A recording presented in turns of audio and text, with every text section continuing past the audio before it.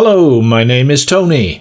Zeppelins, big huge monstrous phallic airships of German origin, a material-covered rigid metal framework housing cells or gas bags filled with hydrogen beneath which were fixed engine cars and gondolas housing the steering system, propulsion units, pilot, work crew and passengers. The name comes from their inventor, Mr. Zeppelin, or rather Count Ferdinand von Zeppelin, of whom it has been said he was a right royal count and no mistake. They could achieve heights of over 9,000 feet and were used by the Germans in World War I to drop bombs on London, the sneaky bastards. They were known as the Terror of the Skies, a title now attributed exclusively to both Ryanair and Sir Richard Branson. Coincidentally, just like Branson, they were also known as the Curse of the Flying Dick. Or rather, they weren't. I just made that bit up. Sue me. Oh, you're rich enough to do it. Shit.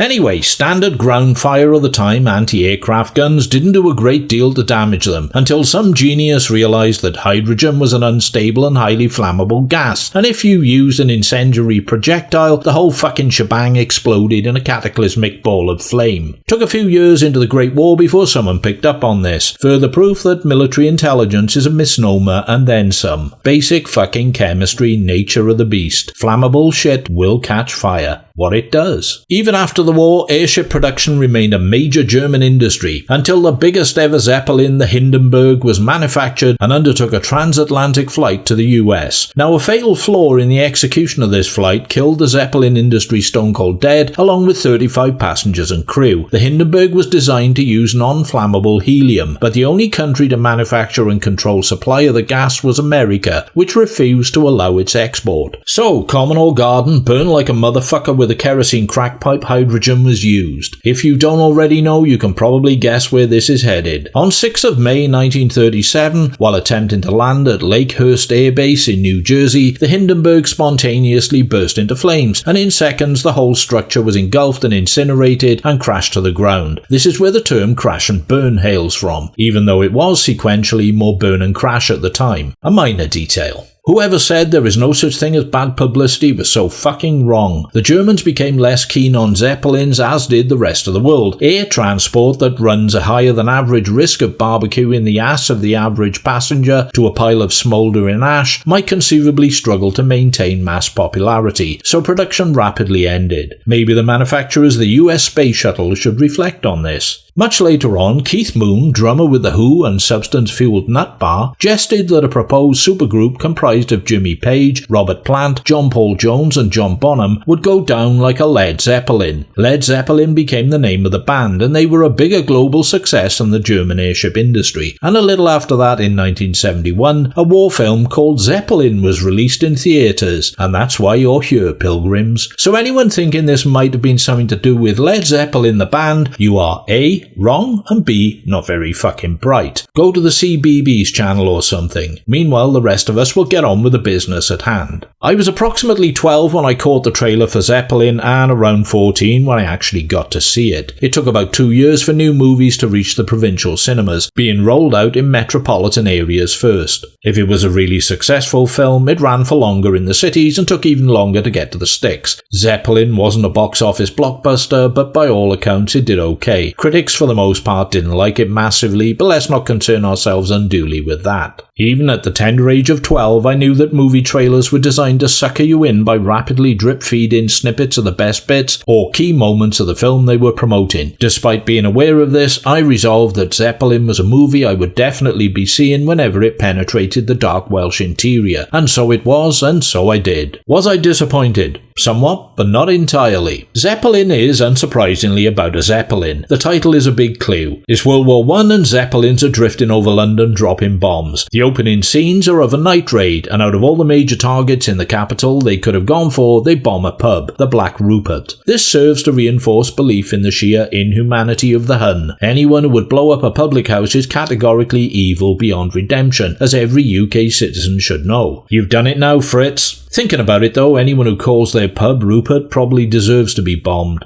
Enter Michael York as Geoffrey Richter Douglas, an army guy working at the War Office and wearing a kilt. Turns out this ripely English actor is playing a Scotsman of Bavarian descent. Why isn't he playing an Englishman of Bavarian descent, you demand to know? Well, that wouldn't fit with the contrivances of the narrative as we will later come to understand. There's a reason to tartan it up. Douglas is expecting to be called up to the front, has a fear of heights, acrophobia, and is bonking the attractive and way out of his league Stephanie, a socialite who just happens to be a German spy. When he discovers the true nature of the object of his affections, she tries to get him to defect to the Kaiser's fold. He stays true to his allegiance to Great Britain and reports it to his superiors, namely Captain Whitney, Rupert Davis, who is something of importance in intelligence services. Seems love doesn't conquer everything after all. Stephanie drops her knickers, drops the bombshell, and Douglas drops her right in it without a parachute or second thought. Whitney chooses not to arrest Stephanie, feeling she is a valuable asset for misinforming the enemy, and suggests that Douglas accepts her offer, defects, and operates as an allied agent for Britain behind enemy lines. Douglas is descended from Bavarian aristocracy on his mother's side and has links with Professor Altschul, Marius Goring, the boffin behind the latest Zeppelin technology, the LZ-36. German military shady fuckers Colonel Hirsch, Anton Diffrin, and Major Tauntler, Peter Karsten, welcome Douglas into the club. He is the key to a top-secret Zeppelin raid to destroy or heist some crucial British archive, which includes apparently the Magna Carta. Yeah, alright, I know, this is a ludicrous MacGuffin, but just go with it for now. The archive has been moved out of London and squirreled away in the bowels of a Scottish castle and military installation in the Highlands. They need Douglas and his apparently expert knowledge of Scottish geography to get the job done, so now the reason why he's written as Scots-Bavarian becomes clear. He knows the lay of the land. Och aye the new motherfuckers. Now that's been suitably expositioned, Douglas finds himself dragged along on the Zepp as navigator, conveniently overcoming his fear of heights as if it never existed. With extreme reluctance, Professor Altschul and his much younger and unfeasibly attractive wife Erika, played by German actress Elke Sommer, in the not exactly welcome company of Hirsch and Tauntler, take to the skies in the LZ-36 and head for the Lochs and Glens. Douglas does what he can along the way to sabotage the mission, but he's up against it as Erika doesn't trust him, and there's not much room for clandestine manoeuvres in the restricted confines of the airship. He does manage to fire off a Morse code message to the British and kills the radio operator, but neither action is all that helpful in the scope of his mission. The raid goes ahead, providing the best action sequences in the film, but with the British authorities, troops and air support alerted and mobilised, ends in ultimate failure and death, and the Zepp crash landing in the sea near the Netherlands. A wounded Douglas, along with Erika and a handful of others, make it to shore before the monstrous dirigible detonates impressively and another German bid for domination of something, in this case the skies above, bites the bratwurst and briny big time.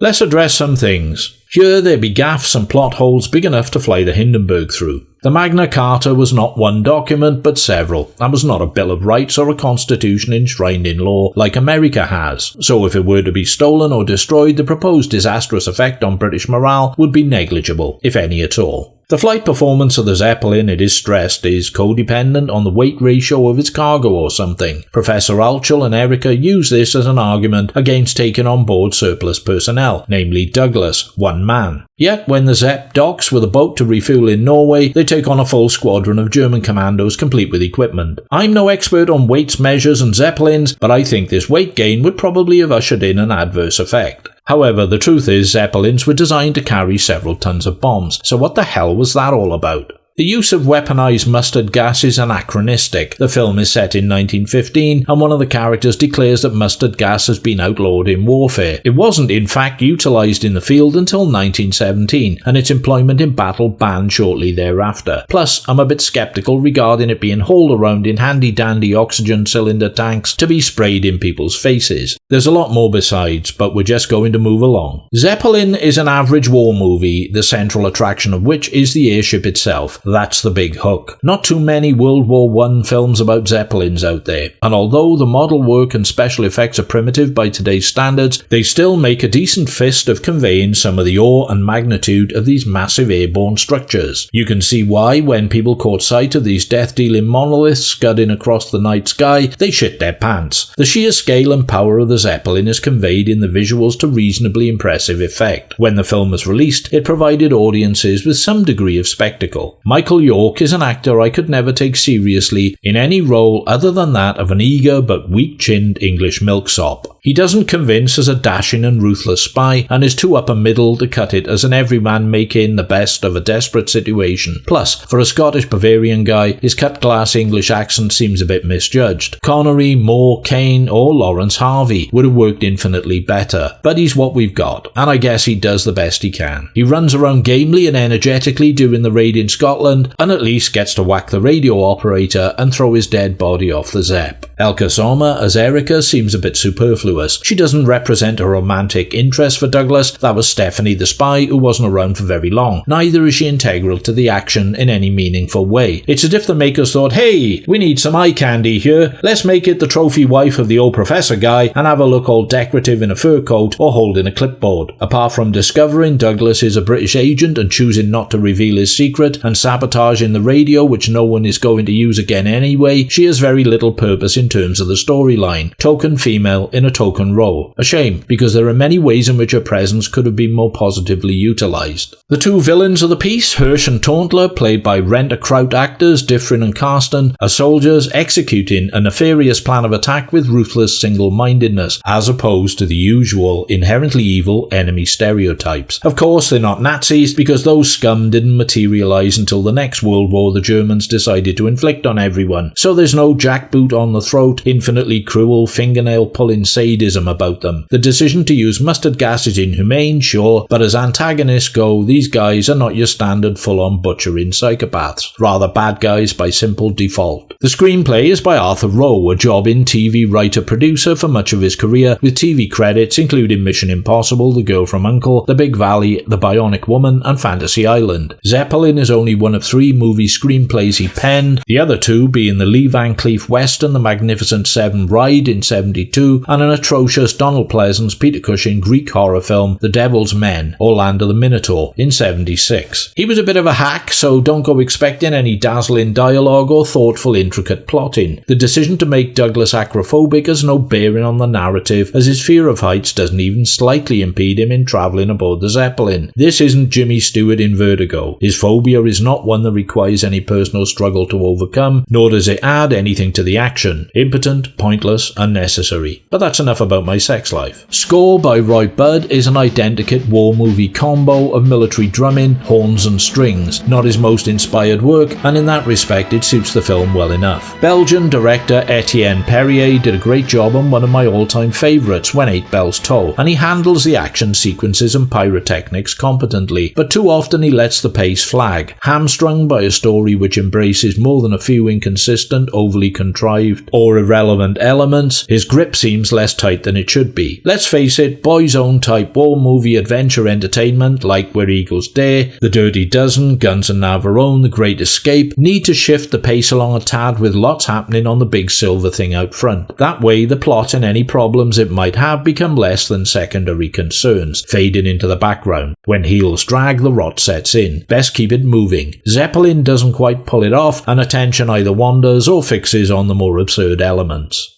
So you might be thinking, why bother reviewing it? Going back to the trailer which suckered me in, it successfully made me want to see the film by making it appear more visually awesome and action-packed than it was. Wasn't the first time a trailer had done this to me, wasn't the last either. I don't begrudge that, because that's what trailers are built to do, and when I did eventually get to see it, I have to confess I enjoyed it. Nowadays I can take or leave. It was an example of something which did not live up to the hype, but then whatever does. It remains a nostalgic memory though, and it's still a passable time waster. Furthermore, in a way, it's a classic piece of early 70s British cinema and canny marketing, and may be of interest to those of a certain mindset for a number of reasons. 1. It's set in World War I, which puts it in a minority, so it's rare. How rare? Approximately only 10% of all war movies set in World War I and World War II combined are set in World War I. I'm no mathematician, but that means 90% are set in World War II, which makes it rare in my book. 2. It's about a Zeppelin. How many movies are specifically about Zeppelins? And I don't just mean having an airship in them at some point. I can think of 2. There's this one and Robert Wise's The Hindenburg in 1975. If you want to see a flick about a Zeppelin, this is the best one to see. 3. Despite its flaws, it does manage to be moderately entertaining and occasionally even fun to watch. Those 3 points may not hold enough appeal for many, but along with the rest of this review could inform the potential viewer in reaching a decision should the opportunity to watch it arise. Now you'll at least have some idea of what you're in for. Here's what I regret the most. None of the women or men in the cast were physically suited to any of my Zeppelin jokes, especially not the one about looking like a photo finish of a Zeppelin race when viewed from the side. Or, is that a Zeppelin in your pocket, or you're just pleased to see me? Apart from that, it is what it is, and what you make of it is up to you. Thank you for your time and attention. I'd like to say we have ways of making you like, not like, comment, subscribe, suggest future content, or for you the war is over, Johnny Englander.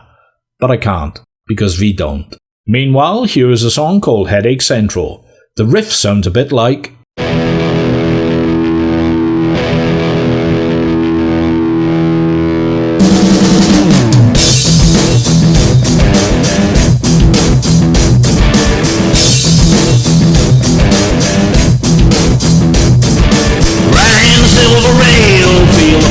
electrically clicking. Every day without fail, every day the clock is ticking. Faces in a crowd, burning in an ocean of rapture. Places I'm not allowed, whirling in the motion capture. It's monumental, let me go gentle. Headache Central. Things getting mental, transcontinental. Headache Central.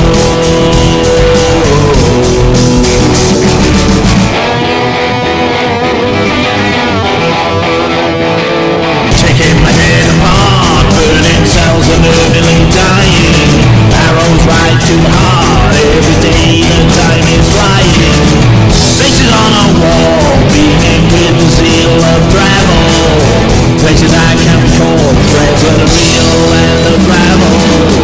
I'm accidental, by the mental. Headache Central. Too compartmental, so temperamental. Headache Central. Planes, boats, trains, something gets into the veins. Sun, snow, rain, perpetual motion remains.